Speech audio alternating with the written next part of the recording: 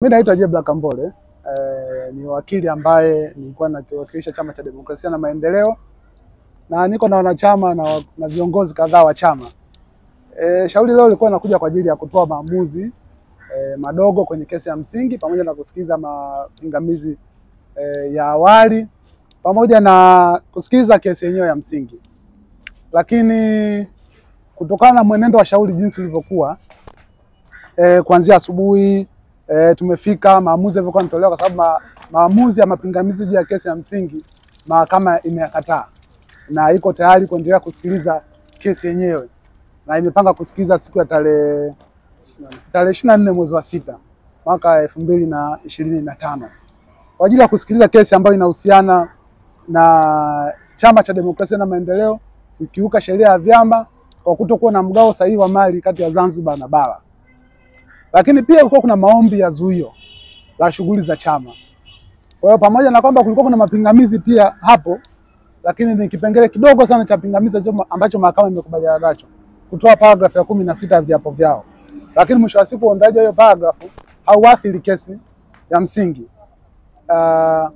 Mawakili kadhaa tulikuwa tunawakilisha hili shauri, Dr. Rugemeleza Nshala, Hekima Mwasipu na mimi. Lakini kwa siku ya leo bahati mbaya Dr. Rugemeleza Nshala alishatoa taarifa kwamba kwa siku ya leo hata kuwepo. Na Hekima Mwasipu kati ya watu ambao wamefariki kwenye ajali ile ya Mbeya, kuna ndugu yake pia amefariki. Kwa hiyo ameenda kwenye msiba. Kwa sababu hajaenda kwenye msiba, yuko tunajaribu kuorganize namna gani ya kwenda. Kwa hiyo tulikuwa tumekubaliana kwamba ni muhimu sana tukamsindikiza mwenzetu kwenye hili jambo. Kwa hiyo nilijaribu kuiambia mahakama kuna hii changamoto ambayo imetukumba, tupewe angalau mpaka siku ya Ijumaa ili tuje kusikiliza. Lakini jaji aliweza kukataa kabisa ilisho ya namna hiyo. Na kuamua kuendelea kulisikiza shauri. Sasa sisi tunafikiria kwamba kusafiri usiku sio salama sana kwa ajili ya kwenda kwenye msiba. Kwa hiyo tukaona kwamba hailisho lile alikuwa sawa, kuzuia kuahirisha kwa ile shauri alikuwa sawa, kwa sababu mwisho wa siku shauri lenyewe aliko chini ya hati ya dharura, ni shauri la kawaida tu.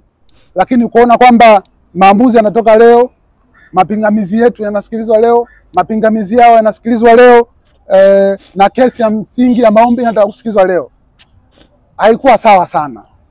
Na sisi kwa sababu tumekuwa tukiendelea hili shauri na tunaona mambo yanavyokwenda, mimi binafsi nikaona kwamba siitendei haki chama na wanachama kwa namna shauri ambavyo linaenda. Kwa hiyo nikamtaarifu mheshimiwa jaji kwamba siwezi nikaendelea na kusikiliza maombi ya zuio, kwa sababu naona kama siitendei haki na sitendei haki kwenye hilo shauri. Kwa hiyo baada ya kuona kwamba sitendei haki na mimi sitendi haki kwenye hilo shauri, nikamtaarifu mheshimiwa kwamba naomba nijiondoe kwenye hili shauri ili chama kipate muda wa kuleta wakili mwingine hata kwa siku ya kesho. Lakini naona jaji ameshindwa kabisa kukubali hata hiyo hoja ya msingi ambayo inahusiana na haki ya kusikilizwa ya chama, haki ya kuwakilishwa ya chama kwenye shauri hili. Kwa hiyo mimi nimejiondoa na nimemtaarifu mheshimiwa jaji, naona hakubaliani kabisa na kujiondoa, na mida hii bado anasisitiza anataka kusikiliza hata kama ni upande mmoja, bila kukipa chama fursa ya kuleta wakili mwingine au kuleta mtu mwingine wa kuweza kuwakilisha chama kwenye shauri kubwa la namna hii. Kwa hiyo nikaona kwamba siwezi kuwa sehemu ya watu ambao wanakandamiza demokrasia.